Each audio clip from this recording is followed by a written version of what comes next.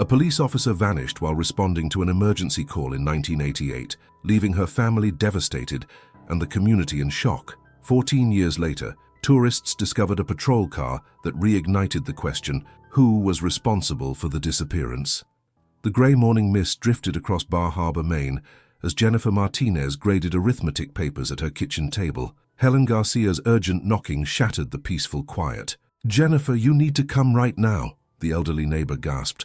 "Tourists found something at Rocky Point, a rusted patrol car that looks exactly like the one Patricia was driving when she disappeared 14 years ago." The coffee cup slipped from Jennifer's trembling fingers, shattering against the hardwood floor as Helen's words struck like a physical blow. The elderly woman explained how Hurricane Isabel's violent winds had torn away massive chunks of the cliff face, exposing twisted metal hidden beneath decades of accumulated rocks and debris. After 14 years of sleepless nights and endless questions, something tangible had finally emerged from the darkness. The drive to Rocky Point passed in a blur of racing heartbeats and whispered prayers as Jennifer gripped the steering wheel. The transformed landscape shocked both women into stunned silence. Where a smooth cliff face had existed for generations, violent storm winds had carved deep gouges into the solid rock, revealing twisted metal fragments scattered across the newly exposed surface, like disturbed ancient bones. "We were taking pictures of the storm damage for our travel blog," Sarah Anderson explained, her camera hanging around her neck. Her husband Mark nodded solemnly beside her, his face pale with discovery's weight. "The morning sun caught something metallic down there, and we realized it wasn't hurricane debris. That's when we immediately called the police department and waited for them to arrive here." The overwhelming grief crashed over Jennifer like a tidal wave as she stared at the rusted wreckage below. The distinctive police cruiser shape remained visible despite extensive rust damage and years of concealment. This twisted hulk represented both her worst fears confirmed and greatest hope realized. Finally, physical evidence existed of what had happened to Patricia on that terrible night so many years ago. Detective Charles Williams approached with obvious reluctance, his skeptical expression unchanged since 1988, when he had worked the original case. "I always figured she just left town to start over," he admitted, while studying the wreckage through binoculars. "But this discovery changes everything we thought we knew. We'll have to treat this as a potential homicide investigation now, instead of a missing person case." The closer examination revealed disturbing details that transformed accident theories into clear murder evidence. Impact damage along the vehicle's rear bumper told a violent story, suggesting another vehicle had deliberately forced the patrol car over the cliff edge. "Someone definitely pushed this over," Williams muttered while photographing the damage patterns. "This wasn't any accident or suicide attempt by your sister, that's for certain now." The evening shadows lengthened as Jennifer walked home through Bar Harbor's familiar streets, but an unsettling presence made her constantly glance over her shoulder. The same tall figure in a grey coat appeared 3 times during her journey, outside her school, near the grocery store, and across from her house. Each sighting lasted moments before the mysterious stranger vanished into the surrounding shadows completely. The tears streamed down Jennifer's face as she knelt beside her bed that night, whispering the prayer that had sustained her through 14 years of anguish. "Lord, give me strength to find the truth about Patricia," she pleaded into the darkness. The discovery had reopened wounds that never properly healed, but also rekindled hope that justice might finally be possible for her beloved sister who had served others. The news crews descended on the peaceful community like vultures within hours, transforming quiet Bar Harbor into chaos. Aggressive reporters thrust microphones at Jennifer whenever she appeared in public, demanding answers she didn't possess. "Do you believe your sister was murdered?" they asked repeatedly. "Who might have been responsible?" The constant questions felt like salt, poured into fresh wounds that had just begun bleeding again after years. The 3 consecutive mornings brought an increasingly disturbing pattern that heightened Jennifer's growing paranoia. Her daily newspaper mysteriously vanished from the doorstep before dawn each day, creating the impression that someone was monitoring her routine with malicious intent. The missing papers seemed trivial compared to discovering Patricia's car, but the deliberate repetitive nature suggested a more sinister message about unwanted attention from dangerous sources lurking nearby. The cold realization settled over Jennifer like a suffocating shroud as news spread throughout Bar Harbor's tight-knit community. Whoever had murdered Patricia and hidden her patrol car in that cliffside ravine was still alive, still living among them, and now knew their 14-year-old secret had been exposed. The killer was somewhere in the shadows, watching and waiting,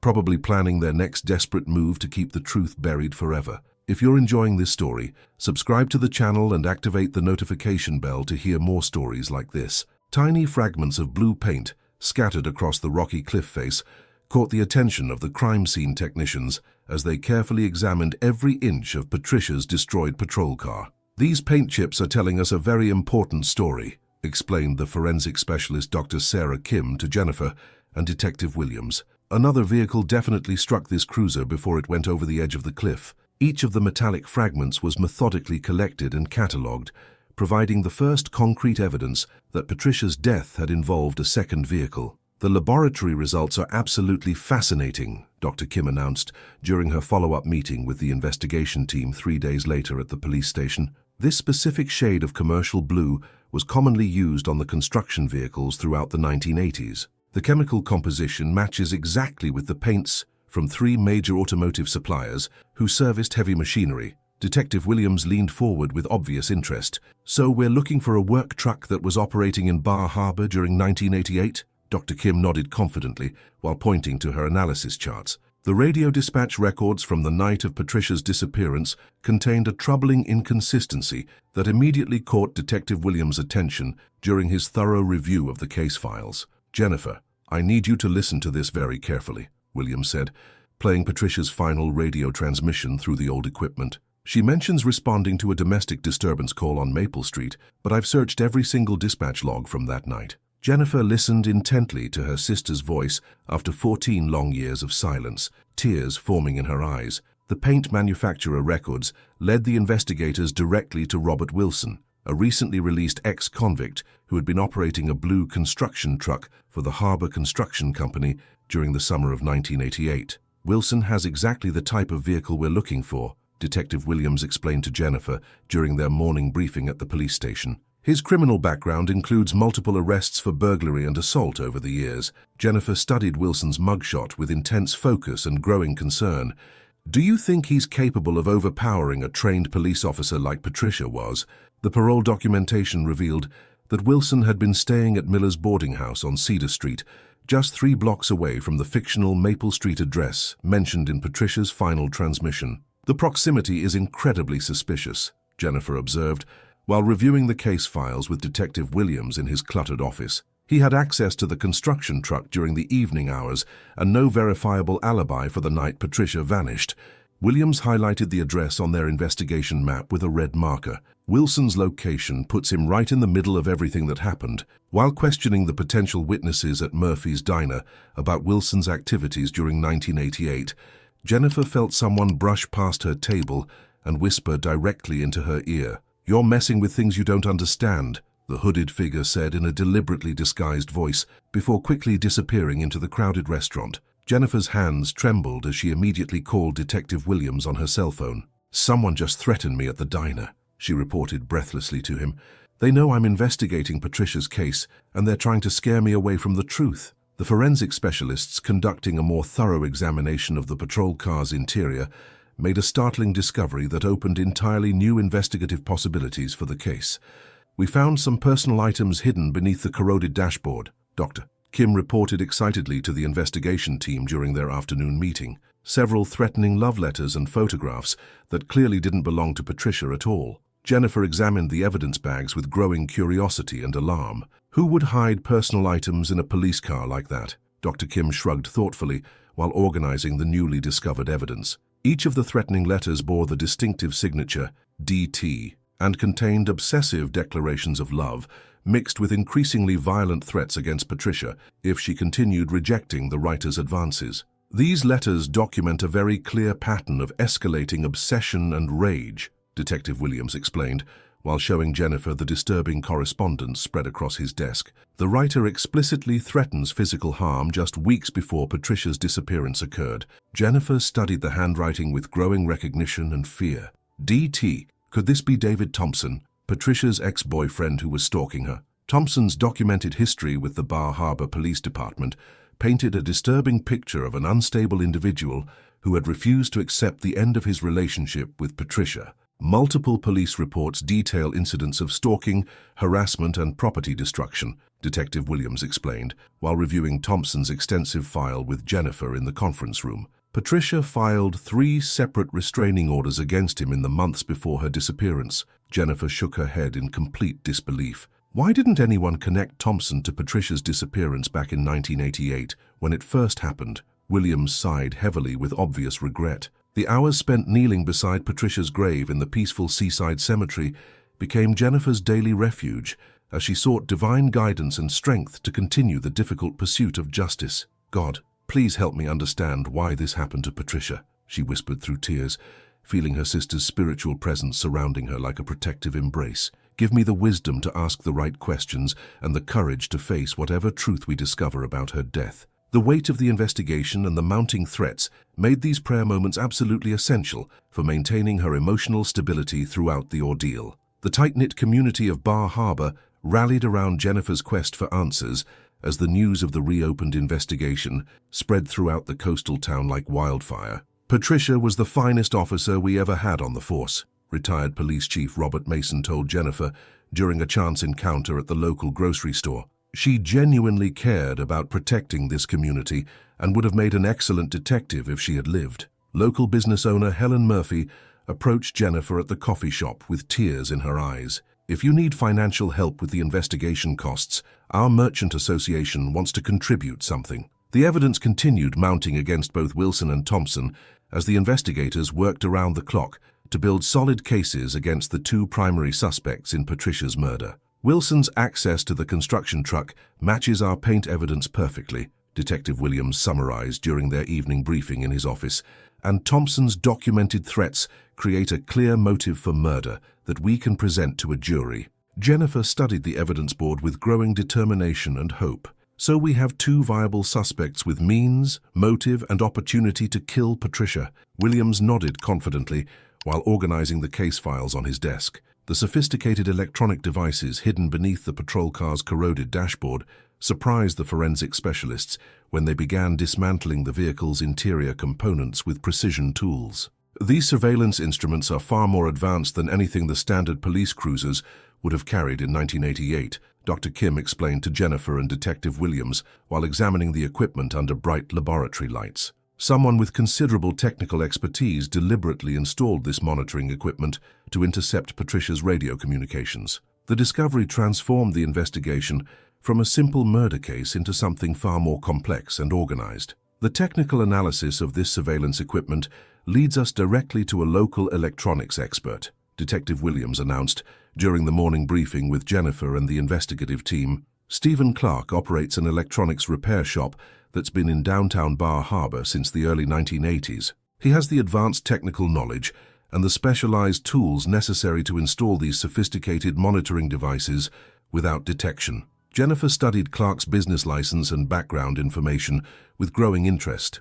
Do you think he was working alone, or could he be part of a larger criminal organization operating in our community? The repair shop records from Clark Electronics revealed that Stephen had been contracted multiple times to service the police communication equipment for the Bar Harbor Police Department throughout the 1980s. These legitimate business relationships gave him intimate knowledge of our law enforcement radio frequencies and encryption protocols, Detective Williams explained while reviewing the service contracts with Jennifer in his office. Clark's access to police equipment and his understanding of our communication systems provided him with both the means and the opportunity to monitor patrol activities. Jennifer shook her head in disbelief at the potential security breach that had existed for years. During the expansion of their investigation, the detectives uncovered another person of interest who had been closely connected to Patricia during her final months as a police officer. Michael Johnson was Patricia's patrol partner and is documented as the last person to have direct radio contact with her, Detective Williams explained to Jennifer while reviewing the personnel files in the conference room. Johnson's intimate knowledge of Patricia's patrol schedule and his access to police communication systems make him a potential suspect who warrants immediate investigation. Jennifer felt a chill as she realized how close the danger had been to her sister every single day. Johnson's initial statement contains several troubling inconsistencies regarding the timing of his final conversation with Patricia, Detective Williams observed while playing the recorded interview for Jennifer to hear. When we pressed him for specific details about his activities that evening, he became evasive and provided conflicting information about his location. Jennifer listened carefully to Johnson's nervous responses on the recording. His voice sounds different when he talks about that night, she noted with growing suspicion, like he's hiding something important about what really happened between him and Patricia during those final hours. While leaving the police station, after providing her latest statement to the investigators, Jennifer heard the distinctive sound of breaking glass as a large rock crashed through her car's passenger window. Attached to the projectile was a handwritten note that read, "Stop digging before you get buried," confirming her growing suspicions that someone was actively monitoring her involvement in the case. Jennifer immediately called Detective Williams from her damaged car. "The threats are escalating," she told him with a trembling voice. "Whoever killed Patricia is getting desperate enough to attack me in broad daylight right outside the police station." The analysis of this surveillance equipment reveals that someone was systematically monitoring our police radio communications for several months before Patricia's disappearance, the technical expert explained to Jennifer and Detective Williams during their afternoon briefing. The sophisticated devices were programmed to record specific radio frequencies used by the Bar Harbor Police Department, creating a comprehensive database of patrol schedules and officer locations. Jennifer studied the technical readouts with growing alarm. This means someone knew exactly where Patricia would be at any given time and could have planned the perfect ambush to eliminate her. Detective Williams began coordinating round-the-clock surveillance of all 4 suspects, while Jennifer pressed him to adopt more aggressive investigation tactics to force a breakthrough in the case. "We need to push harder and faster," Jennifer argued during their daily strategy meeting in his office. "Someone killed my sister and has been living freely for 14 years while we've been sitting around waiting for evidence to magically appear." Williams understood her frustration, but reminded her about constitutional protections. "I know you want quick results, but we have to build a case that will hold up in court and actually convict Patricia's killer." The financial records obtained through court-ordered subpoenas revealed that Stephen Clark had received substantial unexplained income during the same time period when he acquired the sophisticated surveillance equipment. Bank deposits totaling thousands of dollars appeared in Clark's accounts, with no corresponding legitimate business transactions, the forensic accountant explained to Jennifer and Detective Williams during their review of the financial evidence. The timing of these mysterious payments suggests that Clark might have been selling intercepted police information to criminal organizations. Jennifer studied the bank statements with growing anger at the betrayal of public trust that had cost her sister's life. The daily prayer sessions became Jennifer's anchor of stability as the mounting pressure from threats and the complexity of the investigation threatened to overwhelm her emotional resources completely. "God grant me the wisdom to understand what Patricia discovered and the courage to see this through to the end," she whispered each morning before facing another day of uncertainty and potential danger. Her faith provided the spiritual strength necessary to continue pursuing justice, despite the personal risks involved in challenging whoever was responsible for her sister's murder. The morning prayers gave her the determination to face whatever revelations awaited her that day. The news of multiple suspects in Patricia's murder case attracted intense media attention from across New England, transforming the peaceful coastal community of Bar Harbor into a chaotic circus of reporters and camera crews. The media attention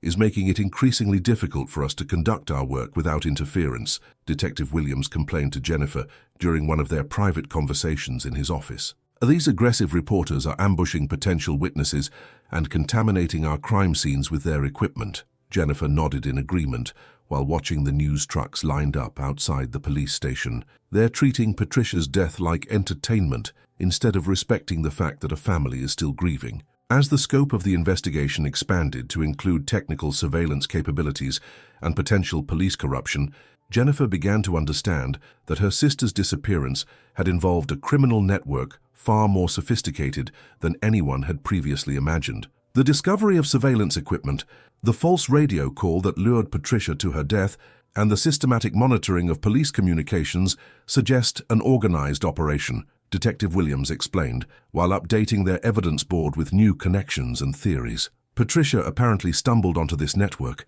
and was eliminated to protect their ongoing illegal operations from exposure. Jennifer stared at the complex web of evidence with determination. "Then we're going to expose everything and make sure justice is finally served." Clear fingerprints lifted from the surveillance equipment provided the breakthrough that Detective Williams had been hoping for since the investigation began. The forensic lab confirmed these prints belonged to Stephen Clark, Dr. Kim announced during the morning briefing with Jennifer and the investigative team. His fingerprints are all over the monitoring devices that were hidden in Patricia's patrol car. Jennifer leaned forward with excitement and growing anticipation. Does this mean we can arrest him immediately? Detective Williams shook his head cautiously. The prints prove he handled the equipment, but we need more evidence to establish when and why he installed it in the vehicle. Clark's alibi for the night of Patricia's disappearance contains several significant gaps that we're finding difficult to verify, Detective Williams explained to Jennifer while reviewing the timeline they had constructed. He claims he was working late at his electronics shop, but we have no witnesses to confirm his presence there during the critical hours. Jennifer studied Clark's statement with growing suspicion. What about the equipment he purchased? Williams pointed to the receipts spread across his desk. He bought sophisticated radio interception equipment just weeks before Patricia disappeared, giving him the capability to monitor all police communications in real time. The simultaneous investigation of Michael Johnson revealed disturbing evidence that he had been betraying his fellow officers for financial gain over an extended period. Johnson was selling detailed information about police patrol schedules to local criminals, Detective Williams explained to Jennifer during their afternoon strategy session. The criminal informants we interviewed confirmed that Johnson provided them with advance warning about planned drug sweeps and traffic enforcement operations. Jennifer felt sick at the thought of such betrayal within the police force. So Patricia might have discovered Johnson's corruption and threatened to expose him. Williams nodded grimly while organizing the evidence files. David Thompson's stalking behavior had escalated dramatically in the weeks before Patricia's disappearance, according to multiple witnesses who finally agreed to speak with investigators. Thompson was conducting systematic surveillance of Patricia's daily activities, Detective Williams reported to Jennifer while showing her the witness statements. He photographed her house, followed her to work, and documented her patrol routes with obsessive detail. Jennifer shuddered at the evidence of Thompson's disturbing behavior. The witnesses say he seemed to be planning something specific, Williams continued. His stalking became more focused and purposeful in those final weeks, suggesting he was preparing for some kind of confrontation or attack. Robert Wilson's construction work had given him access to heavy machinery that would have been perfectly capable of moving Patricia's patrol car to its hiding place. Wilson operated bulldozers and excavation equipment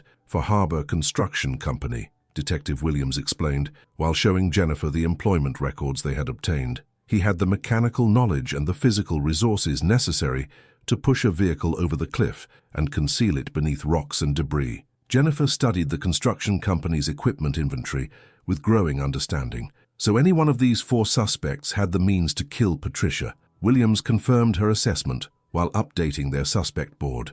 The morning sun revealed 4 flat tires on Jennifer's car, each one deliberately punctured with what appeared to be a sharp knife or awl during the night. This is a clear escalation in the threats against you, Detective Williams observed, while examining the damage with Jennifer in her driveway. Whoever is responsible wants to make it difficult for you to move around freely and continue pursuing the investigation. Jennifer felt a mixture of fear and determination as she looked at her disabled vehicle. They're getting desperate, she said with conviction. This means we're getting closer to the truth, and Patricia's killer is starting to panic about being caught. The investigation uncovered that Patricia had been conducting her own private inquiry into potential security breaches within the police radio communication system during her final weeks. Patricia filed several informal complaints about suspicious patterns she noticed in criminal activity, Detective Williams explained to Jennifer while reviewing Patricia's personal notes and observations. She suspected that someone was providing criminals with inside information about police operations. Jennifer read through her sister's careful documentation with pride and sadness. Patricia was always thorough and observant, she said softly. She must have gotten too close to exposing whoever was selling police information, and they killed her to protect their operation. Multiple witness interviews revealed that Patricia had mentioned concerns about being followed and watched in the days immediately before her disappearance. Patricia told several colleagues that she felt like someone was monitoring her activities, Detective Williams reported to Jennifer during their evening briefing. She noticed the same vehicles appearing in different locations during her patrol shifts. Jennifer felt a chill as she realized how much danger her sister had been in. Did she report these concerns to anyone in authority? Williams shook his head with regret. She was still gathering evidence and trying to identify who was responsible before making any formal accusations that could damage innocent reputations. The mounting threats and constant danger made Jennifer turn to prayer more frequently as her primary source of strength and protection during this difficult time. God, I feel your presence protecting me from those who want to silence the truth about Patricia, she whispered during her morning devotions in the safety of her bedroom. Grant me the wisdom to ask the right questions and the courage to continue this fight for justice. Her faith provided an unshakable foundation that allowed her to face each day despite the escalating risks to her personal safety. The prayers gave her the spiritual strength necessary to resist the intimidation tactics being used against her. The DNA analysis of evidence collected from the patrol car's interior was unfortunately delayed by extensive contamination and deterioration caused by 14 years of exposure to harsh coastal weather. The biological samples we recovered are too degraded to provide conclusive results, Dr. Kim explained, with obvious frustration to Jennifer and Detective Williams. The salt air and moisture destroyed most of the genetic material that might have identified Patricia's killer. Jennifer felt disappointed but not defeated by this setback. We'll have to solve this case using the other evidence we've collected, she said, with determination. Patricia deserves justice, even if we can't get DNA confirmation of who murdered her. All 4 suspects began showing obvious signs of stress and anxiety under the intense pressure of the ongoing investigation and constant police surveillance. Wilson has been drinking heavily and making threatening statements about the police department, Detective Williams reported to Jennifer during their daily update meeting. Thompson has been calling in sick to work and avoiding his usual social activities. Jennifer listened to the reports with growing satisfaction. And what about Clark and Johnson? Williams consulted his notes. Clark has been seen destroying documents at his electronics shop, while Johnson has requested a transfer to another police department, claiming he needs a fresh start. The evidence continued accumulating against all 4 suspects as the investigators worked methodically to build comprehensive cases that would stand up to legal scrutiny. We have physical evidence connecting Clark to the surveillance equipment, financial evidence of Johnson's corruption, documented threats from Thompson, and circumstantial evidence placing Wilson at the scene, Detective Williams summarized while organizing their case files. Each suspect had clear motive, means, and opportunity to murder Patricia. Jennifer studied the evidence board with growing excitement and anticipation. So we're approaching a breakthrough that will finally identify which one of them actually killed my sister. Williams nodded confidently. Very soon we'll have enough evidence to make arrests and let a jury decide who's guilty. Hospital records from Boston General finally provided the breakthrough that cleared Michael Johnson of any involvement in Patricia's murder after weeks of intensive investigation. Johnson was secretly receiving treatment for a sexually transmitted infection on the night Patricia disappeared, Detective Williams explained to Jennifer during their morning briefing at the police station.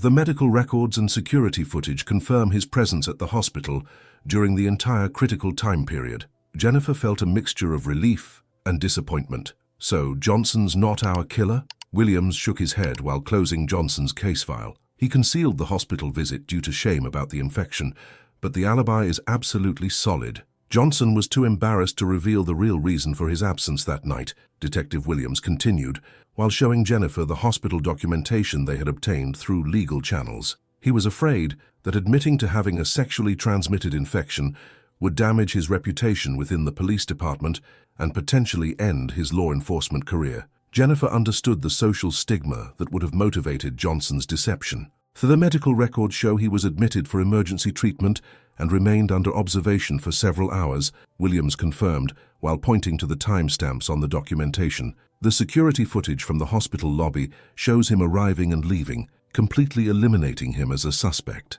With Johnson eliminated from their list of potential suspects, the investigation could now focus all available resources on the remaining 3 individuals who still had viable motives and opportunities. Stephen Clark, Robert Wilson, and David Thompson each remain persons of significant interest in Patricia's murder, Detective Williams explained to Jennifer while updating their evidence board with the latest developments. We can concentrate our surveillance and investigative efforts on these 3 suspects without the distraction of pursuing false leads. Jennifer studied the photographs of the remaining suspects with renewed determination. One of these 3 men killed my sister, and we're going to prove which one it was. The new evidence that emerged from the expanded investigation linked Stephen Clark's specialized electronics expertise to a network of sophisticated surveillance operations that had been conducted throughout Bar Harbor for several years. Clark appears to have been running an extensive electronic monitoring operation that targeted multiple residents and businesses in the community.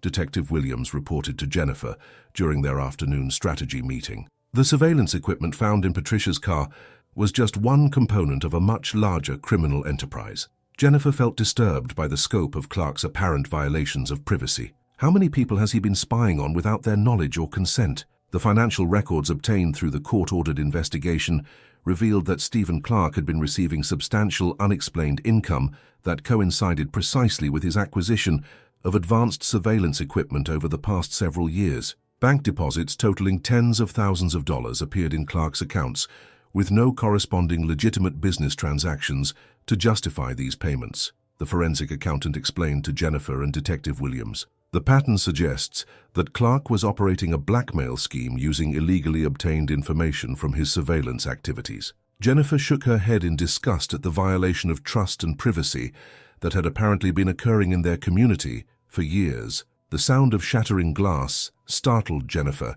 as she was leaving the grocery store, and she discovered that someone had thrown a large brick through her car's windshield while she was shopping. Attached to the brick was a threatening message that read, "Abandon this investigation or face the consequences," representing a significant escalation in the intimidation tactics being used against her. Jennifer immediately called Detective Williams from the parking lot. "The threats are getting more aggressive and direct," she reported, while examining the damage to her vehicle. "Whoever killed Patricia is obviously getting desperate as we get closer to identifying them." Williams assured her that increased police protection would be provided immediately. The investigation of David Thompson's obsessive behavior toward Patricia revealed disturbing evidence when detectives discovered detailed surveillance logs that documented her daily activities with frightening precision. Thompson had been keeping meticulous records of Patricia's patrol schedule, her personal habits, and even her social interactions with friends and family, Detective Williams explained to Jennifer while showing her the recovered documentation. The logs show that his stalking behavior became increasingly systematic and organized in the weeks before her disappearance. Jennifer felt sick as she read through Thompson's obsessive notes about her sister's private life. This level of surveillance and documentation suggests he was planning something specific and potentially violent. The psychological evaluation of David Thompson, conducted by a qualified forensic psychiatrist, revealed dangerous obsessive tendencies and a documented history of escalating stalking behavior toward previous romantic partners. Thompson exhibits classic signs of an obsessive personality disorder that manifests in controlling and potentially violent behavior toward women who reject his advances, Dr. Elizabeth Morrison explained to Jennifer and Detective Williams during their consultation meeting. His psychological profile indicates a high probability of escalating to physical violence when his obsessive desires are frustrated. Jennifer listened to the assessment with growing alarm about the danger her sister had faced from this disturbed individual. Robert Wilson's extensive background in heavy construction work had provided him with access to the specialized equipment and remote locations that would have been necessary for disposing of evidence after murdering Patricia. Wilson operated bulldozers, excavators, and other heavy machinery that could easily move vehicles and create burial sites, Detective Williams explained to Jennifer while reviewing Wilson's employment history with Harbor Construction Company. His work also took him to isolated construction sites throughout the area where evidence could be hidden or destroyed without detection. Jennifer realized that Wilson's professional expertise would have made him particularly capable of concealing a crime and eliminating physical evidence. The mounting threats and escalating danger drove Jennifer to seek strength and protection through more frequent and intensive prayer sessions in the safety of her home. "God, I can feel the evil that surrounds Patricia's murder, and I need your divine protection as we get closer to exposing the truth," she whispered during her evening devotions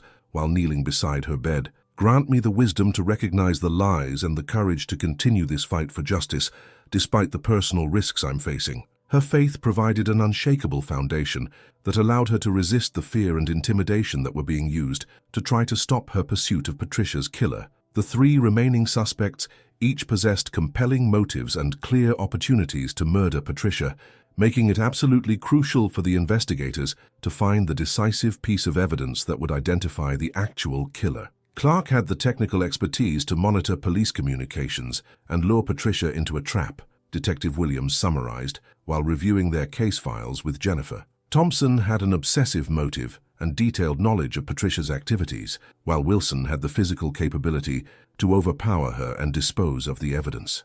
Jennifer studied the suspect board with growing frustration. We need something concrete that will definitively point to one of them as the murderer, rather than continuing to build circumstantial cases against all three. As the pressure from the investigation continued to mount on the three remaining suspects, Jennifer could sense that whoever was responsible for Patricia's murder was becoming increasingly desperate and dangerous. The escalating threats against you suggest that we're getting very close to identifying the killer, Detective Williams observed during their daily security briefing at the police station. The person responsible is obviously feeling cornered and may attempt something more drastic to stop the investigation. Jennifer felt both excitement and fear as she realized they were approaching the climax of their pursuit of justice. Patricia's killer has been living freely for 14 years, but that's about to end, she said with determination. We're going to expose the truth no matter what threats they make against us. If you're enjoying this story, subscribe to the channel and activate the notification bell to hear more stories like this.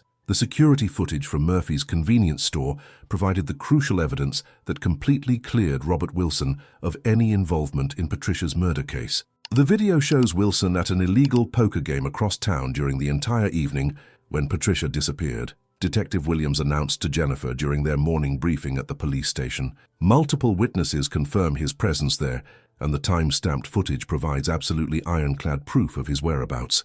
Jennifer felt both relief and frustration as another suspect was eliminated from their investigation.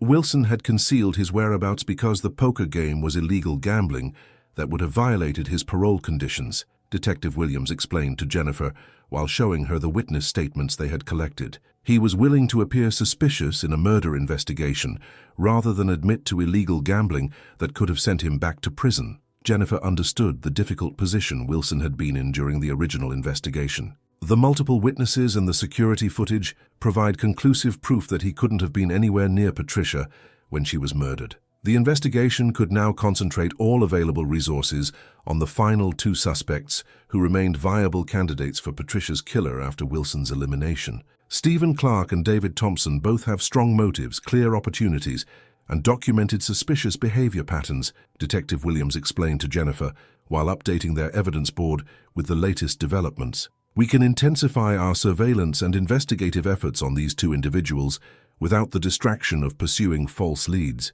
Jennifer studied the photographs of Clark and Thompson with renewed focus and determination. The advanced analysis of the surveillance equipment revealed Stephen Clark's unique installation signature and distinctive technical methodology throughout the entire monitoring system. The way these devices were installed and programmed matches Clark's distinctive technical style that we've observed in his legitimate repair work, the electronics expert explained to Jennifer and Detective Williams during their consultation meeting. The wiring patterns, component selection, and programming codes all point directly to Clark as the person who installed this illegal surveillance system. Jennifer felt her excitement building as they seemed to be closing in on concrete evidence. The computer records obtained from Clark's electronics repair shop showed that he had been systematically intercepting police communications for several months before Patricia's disappearance. Clark's digital files contain recordings of police radio transmissions, detailed patrol schedules, and encrypted data that could only have been obtained through illegal monitoring, Detective Williams explained to Jennifer while reviewing the technical evidence with her. He was conducting comprehensive surveillance of the entire Bar Harbor Police Department's operations. Jennifer shook her head in disbelief at the scope of Clark's apparent criminal activities. The early morning sunlight revealed a disturbing message painted across Jennifer's house in bright red paint that immediately caught the attention of her concerned neighbors. "Final warning" was written in large letters across her front door and exterior walls, representing the most direct and threatening message she had received since beginning her pursuit of Patricia's killer. Jennifer immediately called Detective Williams upon discovering the vandalism. "They're getting more desperate and bold with their threats," she reported, while photographing the damage for evidence. "The message suggests they're preparing for some kind of final action to stop our investigation." The detailed documentation of David Thompson's stalking activities revealed that he had been obsessively photographing Patricia's daily routines and creating detailed maps of her patrol routes. Thompson had been conducting systematic surveillance of Patricia's activities with a level of detail that suggests premeditation for some kind of planned confrontation, Detective Williams explained to Jennifer while showing her the recovered materials from Thompson's apartment. The photographs show Patricia at work, at home, and during her personal activities indicating constant surveillance. Jennifer felt nauseated as she looked through the invasive photographs that violated her sister's privacy. While climbing the stairs to her apartment, after another long day of working with the investigators, Jennifer was suddenly and violently pushed from behind by a masked figure. The unexpected attack sent her tumbling down several steps, and she suffered painful bruises and cuts from the fall before the attacker quickly disappeared into the darkness. Jennifer immediately called Detective Williams from the bottom of the staircase. "Someone just physically attacked me at my apartment building," she reported breathlessly while assessing her injuries. "They're escalating from property damage to actual physical violence against me." The psychological evaluation of David Thompson, conducted by the forensic psychiatrist, revealed severe rejection issues and a documented history of violence toward women who had refused his romantic advances. Thompson exhibits dangerous personality traits that often escalate to physical violence when his obsessive desires are frustrated by rejection, Dr. Morrison explained to Jennifer and Detective Williams during their consultation meeting. His pattern of behavior toward previous girlfriends shows a clear progression from harassment to stalking to physical assault. Jennifer listened to the assessment with growing alarm about the extreme danger her sister had faced. The technical expertise that Stephen Clark possessed would have made him perfectly capable of luring Patricia to her death using false emergency calls transmitted through manipulated police communications. Clark had both the knowledge and the equipment necessary to intercept police radio frequencies and transmit false information that would appear to come from legitimate dispatch sources, Detective Williams explained to Jennifer while reviewing Clark's technical capabilities. He could have created the fake domestic disturbance call that led Patricia to the location where she was murdered. Jennifer felt chilled by the calculated nature of such a plan. The escalating threats and physical attacks drove Jennifer to intensify her prayer life as she sought divine protection and guidance during this increasingly dangerous time. "God, I can feel the presence of evil surrounding this investigation, and I need your divine protection as we get closer to exposing Patricia's killer," she whispered during her evening devotions while treating her injuries from the staircase attack. "Grant me the strength to continue this fight for justice, despite the personal risks that are now threatening my safety." Her faith provided the spiritual foundation that allowed her to resist the fear and intimidation. With only 2 suspects remaining in their investigation, Jennifer could sense that they were rapidly approaching the climax of their long pursuit of justice for Patricia. "Clark and Thompson both have compelling evidence against them, but we need something definitive that will identify which one actually committed the murder," Detective Williams observed during their daily strategy meeting at the police station. "The killer is obviously feeling cornered and desperate, which makes this the most dangerous phase of our investigation." Jennifer felt both excitement and trepidation as she realized they were finally closing in on Patricia's murderer after 14 long years. Court-ordered psychiatric records finally provided the evidence that eliminated David Thompson as a suspect when his sister reluctantly testified about his mental health crisis. David was involuntarily committed for a complete mental breakdown on the night Patricia disappeared, his sister Maria explained to Detective Williams and Jennifer during the emotional hearing. "We fought to keep his mental health crisis private to protect him from stigma." The medical documentation proved Thompson had been under heavy sedation and constant psychiatric supervision during the exact time Patricia was murdered, completely eliminating him as a viable suspect. The family had battled for years to keep David's psychiatric records sealed, Detective Williams explained to Jennifer, while reviewing the extensive medical documentation they had finally obtained. It required expensive legal action and psychiatric expert testimony to access the sealed records that proved his complete innocence. Jennifer felt a mixture of relief and frustration as their final false suspect was cleared. The psychiatric evaluation confirms Thompson was under heavy sedation and constant supervision during Patricia's murder, Williams continued, while organizing the medical evidence that had cost the family considerable emotional and financial resources to obtain. With all the false suspects systematically eliminated through painstaking investigation, the focus turned entirely to Stephen Clark as the only remaining viable candidate for Patricia's killer. Clark's technical expertise in electronic surveillance and his documented access to police communication systems make him our primary and only suspect, Detective Williams announced to Jennifer during their strategy meeting at the police station. "Every piece of evidence we've collected points directly to Clark as the person responsible for your sister's murder." Jennifer felt both excitement and apprehension as they finally identified Patricia's killer after 14 years of uncertainty and heartbreak. The forensic analysis of Clark's computer equipment revealed detailed digital files containing comprehensive information about Patricia's patrol schedule, radio frequencies, and personal habits that he had been collecting for months. Clark had been systematically documenting Patricia's daily activities with obsessive detail, the computer forensics expert explained to Jennifer and Detective Williams during their technical briefing. His files contain her work schedule, patrol routes, personal routines, and even information about her family and social activities. Jennifer felt sick as she realized the extent to which Clark had been violating her sister's privacy and planning something sinister. The digital records obtained from Clark's sophisticated computer system showed conclusively that he had created the false domestic disturbance call that lured Patricia to her death. Clark used advanced radio equipment to mimic legitimate police dispatch communications, Detective Williams explained to Jennifer while reviewing the technical evidence with her in his office. He transmitted the fake emergency call that made Patricia respond to the non-existent domestic disturbance on Maple Street. Jennifer felt chilled by the calculated and premeditated nature of Clark's plan. So he used his technical expertise to set a perfect trap that Patricia couldn't recognize as dangerous until it was too late. The sound of shattering glass woke Jennifer in the middle of the night, and she discovered that someone had used a hammer to smash both mirrors on her car. Attached to her windshield was a threatening note that read, "You won't see what's coming next," representing another escalation in the intimidation campaign being waged against her pursuit of justice. Jennifer immediately called Detective Williams from her driveway while examining the damage. "The threats are becoming more specific and menacing," she reported while photographing the vandalism for evidence.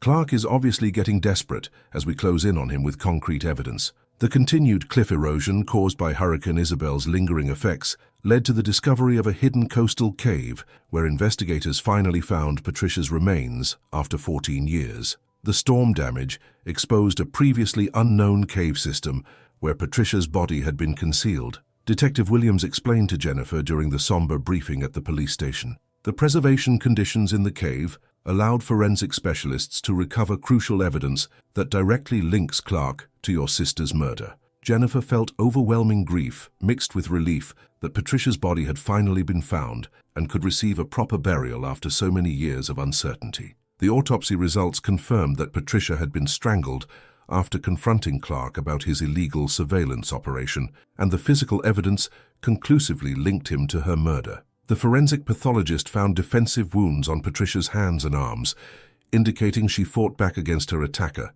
Dr. Kim explained to Jennifer and Detective Williams during their meeting at the medical examiner's office.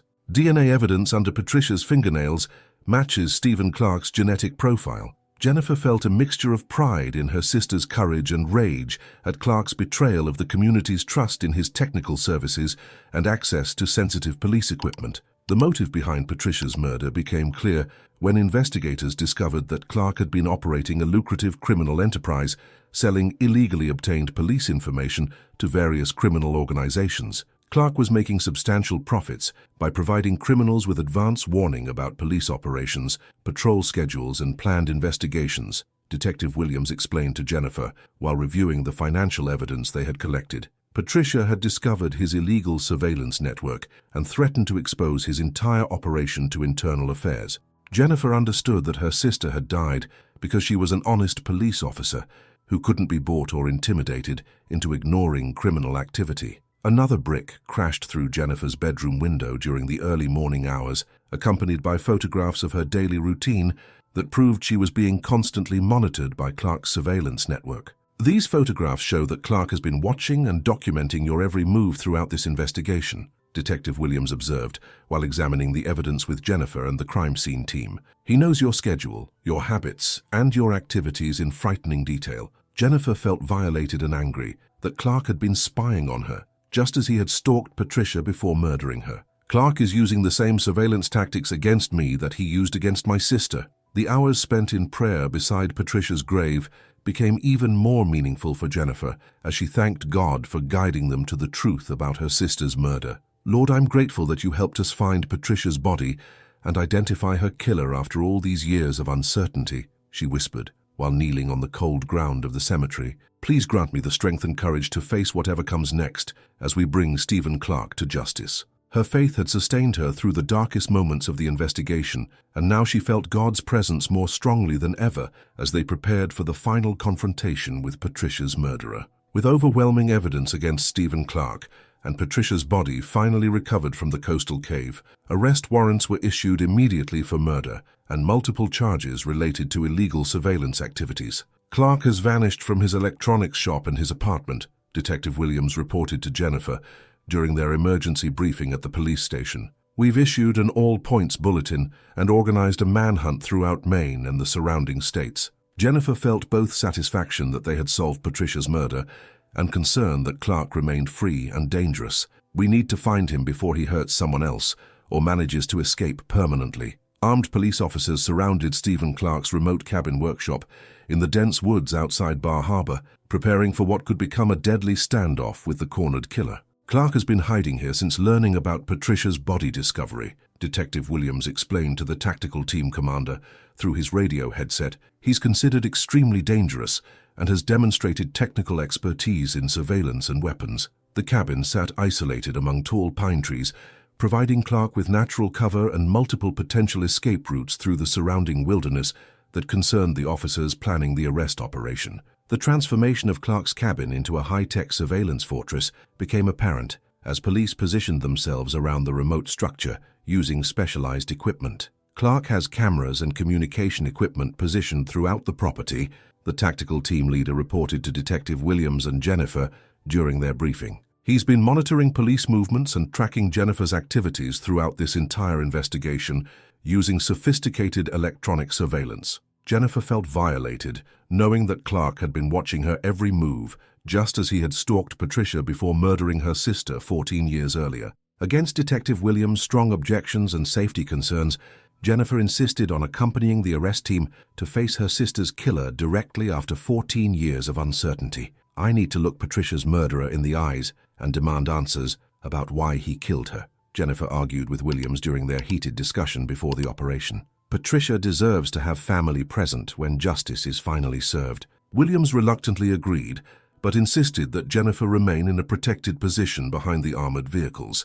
You can observe the arrest, but you're staying where our officers can protect you if something goes wrong. The sound of approaching police vehicles alerted Clark to the impending arrest, and he spotted the tactical team through his surveillance cameras before making a desperate escape attempt. Clark burst from the cabin and jumped into his truck, leading to a high-speed chase along the dangerous coastal cliffs of Bar Harbor as officers pursued him. All units, suspect is fleeing north on Coastal Highway in a blue pickup truck, Detective Williams radioed to the pursuing officers. He's heading toward the cliff areas where visibility is limited and the roads are narrow. The chase became increasingly treacherous as Clark drove recklessly along the winding coastal road. During the intense pursuit along the cliff road, Clark's face became clearly visible to Jennifer and the other officers as he deliberately rammed his truck into Jennifer's patrol car. That's definitely the same person who has been stalking and threatening me throughout this investigation, Jennifer confirmed to Detective Williams over the radio while examining the damage to their vehicle. I can see his face clearly now, and he's the same man I've been seeing in the gray coat. The deliberate ramming attack confirmed Clark's identity as both Patricia's killer and Jennifer's stalker, providing additional evidence of his violent criminal behavior. The dangerous high-speed chase finally ended when Clark lost control of his truck and crashed into a concrete barrier near Rocky Point, the same scenic location where tourists had discovered Patricia's patrol car. The irony is incredible, Jennifer observed to Detective Williams as they approached the crash site where Clark's truck was steaming and severely damaged. Clark's criminal career ends at the exact same place where we discovered the evidence that exposed his crimes. Emergency medical personnel rushed to extract Clark from the wreckage, while police officers secured the scene and ensured that the injured suspect couldn't attempt another escape. Standing beside Clark's wrecked truck as police officers pulled him from the twisted metal, Jennifer finally confronted her sister's killer face-to-face after 14 years. "Why did you murder Patricia?" Jennifer demanded, while Clark was being treated for his injuries by the paramedics at the crash scene. She was a good person who dedicated her life to serving and protecting this community. Clark looked directly at Jennifer with cold, calculating eyes that showed no remorse for his crimes.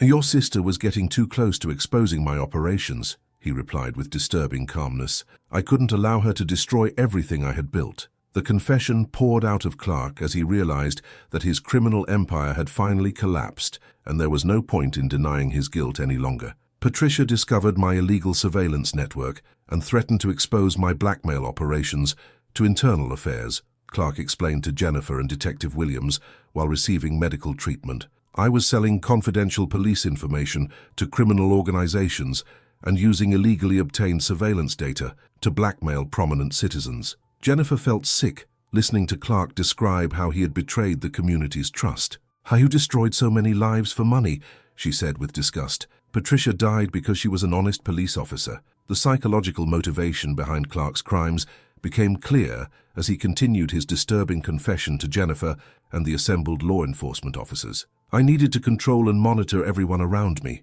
Clark explained with unsettling pride in his criminal accomplishments. "The surveillance operations gave me power over people's lives and access to their most private secrets." Jennifer realized that Clark suffered from a dangerous combination of obsessive control issues and a superiority complex that made him believe he was above the law. "You're sick," she told him with revulsion.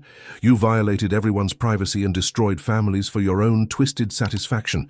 The revelation that Clark had been planning to eliminate Jennifer, just as he had murdered Patricia, sent chills through everyone present at the crash site. "I was watching you throughout this entire investigation," Clark told Jennifer, with disturbing matter-of-factness while being loaded onto the ambulance stretcher. "If you had gotten much closer to exposing the truth, I would have killed you exactly the same way I killed your sister." Detective Williams shook his head in disgust at Clark's casual attitude toward planning multiple murders. "You're going to spend the rest of your life in prison," Williams told Clark firmly. "Your criminal career is finished." As the police officers arrested Clark and read him his legal rights while he received medical treatment, Jennifer experienced a complex mixture of satisfaction and emptiness. "Justice is finally being served for Patricia," she told Detective Williams while watching Clark being loaded into the ambulance under heavy guard. "But knowing that her killer has been caught doesn't bring my sister back or erase the 14 years of pain our family has endured." Williams understood Jennifer's conflicted emotions about finally solving the case that had consumed her life. "Patricia would be proud of your determination to seek justice," he assured her, while organizing the arrest paperwork. Despite Clark's arrest and confession, Jennifer couldn't shake an unsettling feeling that something was still fundamentally wrong with the entire situation they were witnessing. Clark's confident demeanor and knowing smiles during his confession suggested that he believed he could still escape justice through some hidden plan or connection. "He doesn't seem worried enough about spending life in prison," Jennifer observed to Detective Williams, while watching Clark being transported to the hospital under police guard. "I'm concerned that Clark has prepared some kind of contingency plan that we haven't discovered yet." Williams shared her concerns about Clark's suspicious confidence despite being caught red-handed. 3 days after Clark's arrest at the crash site, the phone call that Jennifer had been dreading finally came from her neighbor, Helen Garcia. "Jennifer, you need to know that Stephen Clark has somehow escaped from police custody during transport to the county jail," Helen reported with obvious fear in her trembling voice. "The news is saying he used some kind of electronic device to break free from the transport vehicle." Jennifer felt her blood run cold as she realized that Patricia's killer was once again free and dangerous. "How is that even possible?" she asked, while immediately calling Detective Williams to confirm the terrifying news. The details of Clark's escape revealed that his technical expertise remained dangerously effective, even while in police custody and wearing restraints. Clark had concealed a sophisticated electronic device that disabled the transport vehicle's locks and GPS tracking system, Detective Williams explained to Jennifer during their emergency briefing at the police station. "He somehow managed to override all the security systems and escape without the guards realizing what was happening until it was too late." Jennifer shook her head in disbelief at Clark's continued ability to manipulate electronic systems. "So he's been planning this escape ever since his arrest?" An emergency alert was immediately issued throughout Bar Harbor and the surrounding areas, but Clark had completely vanished, using his extensive knowledge of surveillance networks to avoid detection.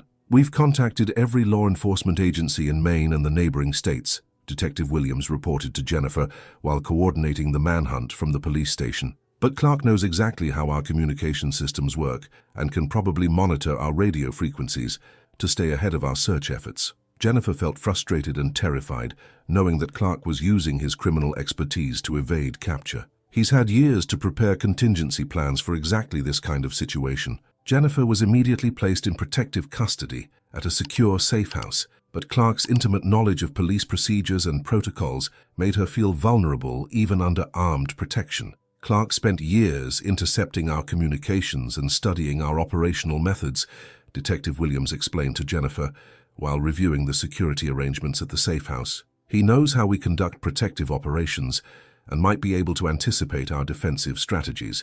Jennifer looked out the window at the officers stationed around the property. So even with all this protection, you're not certain that Clark can't find a way to reach me? Williams admitted that Clark's technical skills created unprecedented security challenges. The phone in the safe house rang during the early evening hours, and Jennifer was shocked to hear Clark's voice on the other end of the line. "I have your neighbor Helen Garcia with me at Rocky Point," Clark announced with chilling calmness that sent terror through Jennifer's entire body. "If you want to see her alive again, you'll come to the cliff edge alone within the next hour." Jennifer immediately signaled to the protective officers while keeping Clark talking. "What do you want from me?" she demanded, while the officers began tracing the call. "I want to finish what I started with your sister," Clark replied coldly. Against the direct orders and strong objections of Detective Williams and the protective team, Jennifer made the desperate decision to drive to Rocky Point alone. "I can't let an innocent person die because of my pursuit of justice for Patricia," Jennifer explained to Williams while preparing to leave the safe house.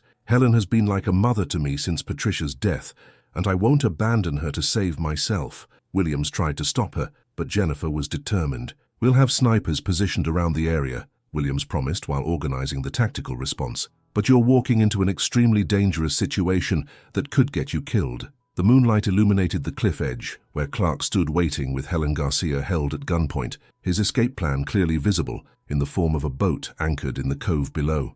"You came alone just like your sister did 14 years ago," Clark called out to Jennifer as she approached the dangerous precipice where Patricia had died. "Helen will live if you cooperate with my instructions." Jennifer could see the terror in Helen's eyes as Clark pressed the gun against her head. "Let her go," Jennifer pleaded, while trying to position herself where the police snipers could get a clear shot. "Your fight is with me, not with innocent people." In the desperate final moments of their confrontation, Jennifer made a calculated decision to distract Clark by asking about Patricia's last words before her death. "What did my sister say to you before you killed her?" Jennifer demanded, while slowly moving to create a better angle for the hidden snipers. "Did Patricia beg for her life, or did she face death with courage?" Clark's attention shifted away from Helen as he became focused on describing Patricia's final moments. "Your sister was defiant until the very end," Clark began, giving the police snipers the clear shot they needed to end his reign of terror permanently.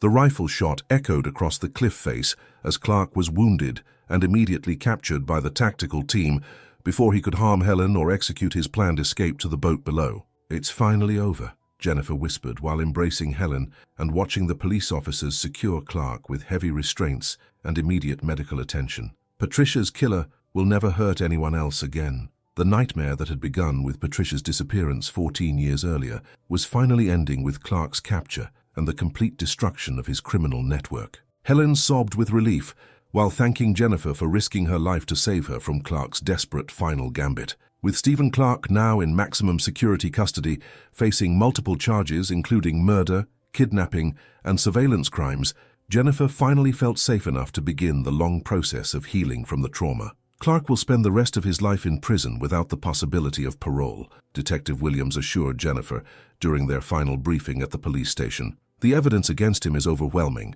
and his escape attempt only added more serious charges to his case." Jennifer felt a sense of closure that had been missing from her life for 14 years. Patricia can finally rest in peace knowing that justice has been served. Standing beside Patricia's gravesite after the ordeal had completely ended, Jennifer reflected on how God had sustained her through the darkest moments of the investigation and guided them to justice. "Lord, thank you for giving me the strength to continue fighting for the truth when everything seemed hopeless," she whispered while kneeling beside the headstone. "You were with me during every threat, every setback, and every moment when I wanted to give up." The peaceful cemetery provided the perfect setting for Jennifer to express her gratitude for divine protection and guidance throughout the dangerous pursuit of Patricia's killer. She knew with absolute certainty that divine justice had ultimately prevailed where earthly systems had failed for 14 long years, and that Patricia's memory would be forever honored by the truth being revealed.